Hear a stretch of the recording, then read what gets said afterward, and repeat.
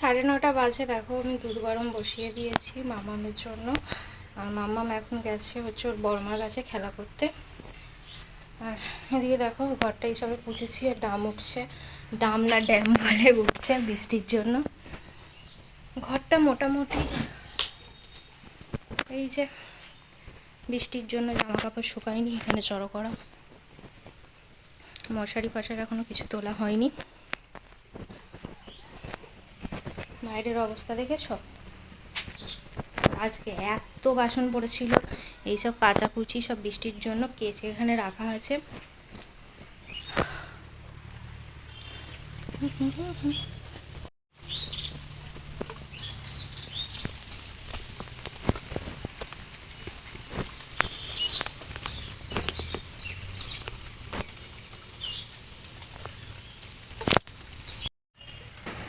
দেখো বাসন বা কাপড় কাচা, ঘর ফর পরিষ্কার করে মামামের দুধ গরম বসিয়ে দিয়েছি, সেটা তো বললাম।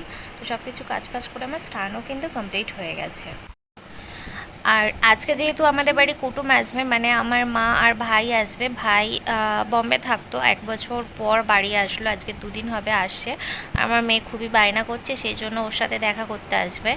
তো সেই জন্য একটু টুকিটাকি রেডি হয়ে যাচ্ছি, দেখতে পাচ্ছ গলা ফলা ফাঁকা। তারপরে যে স্নান করে আসছি সেই জন্য একটু ভিগো লাগিয়ে নিচ্ছি।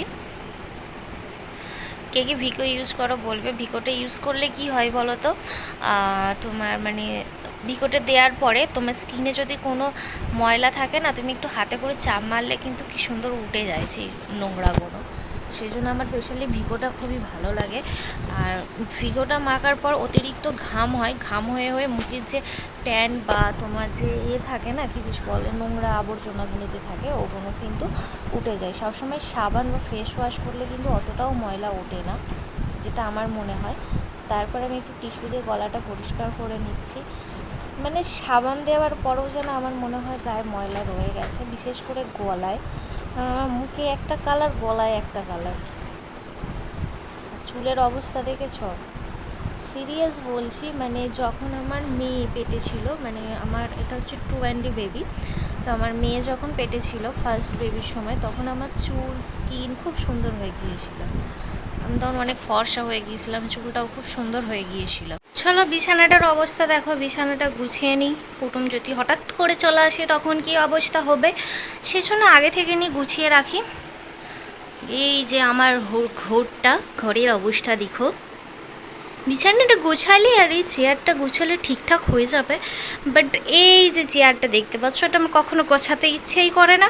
আর তো এটাকে আমি এখন গুছিয়ে নেব। চলো দেখা হচ্ছে গুছানোর পরে। দেখো আমার তুড়ি মেরে কিন্তু বিছানা গুছানো হয়ে গেছে। কেমন হয়েছে বিছানা গুছানোটা বলবে, আমি এইভাবেই গোছাই। এখানে মামামের টেডি গোনো, এটা বেশিক্ষণের জন্য না, 5-10 মিনিটের জন্য। তারপরে মেয়েটা এসে একটু ঘেটে করে ফেলবে।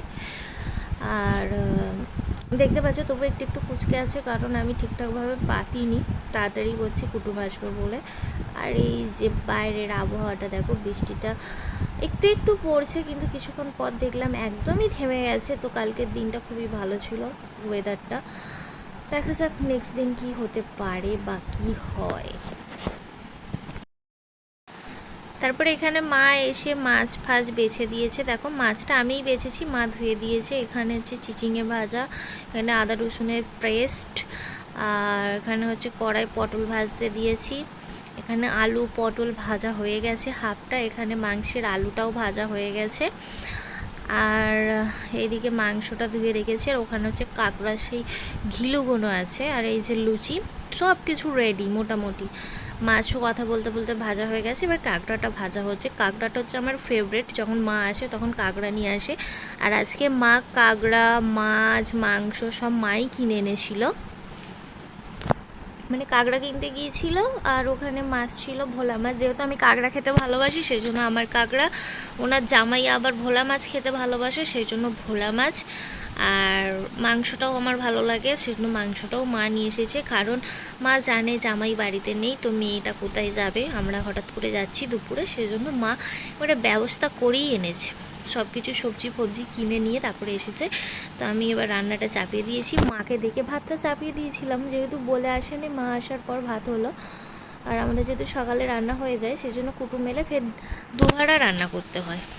তো দেখো দেখছি কাঁকড়ার ঘিলুটা ভাজা হচ্ছে, ভাজতে ভাজতে।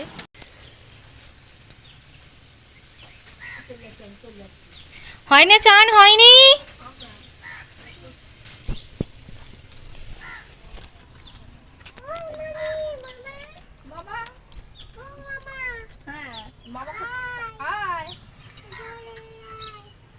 আয় মামা লজেস দেবে, ওই খেয়ে আয় ক্যানটা।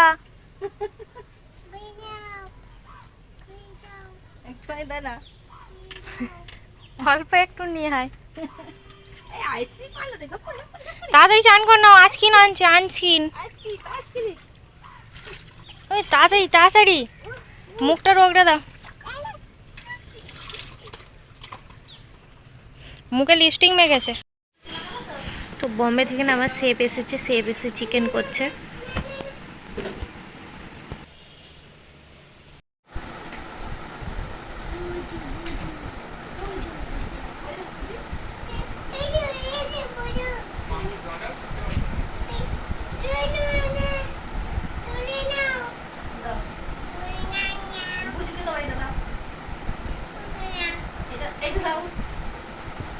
ওয়ান টুটা বলে দাও, ওয়ান টুটা।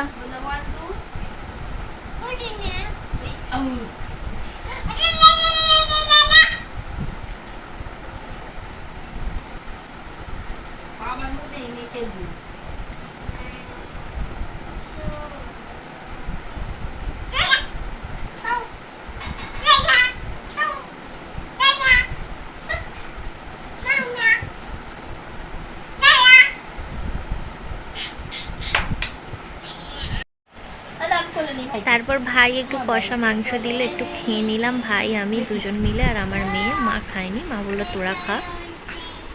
প্যানও পড়ে আছে ভিতরে, প্যান পড়ে আছে ভাই।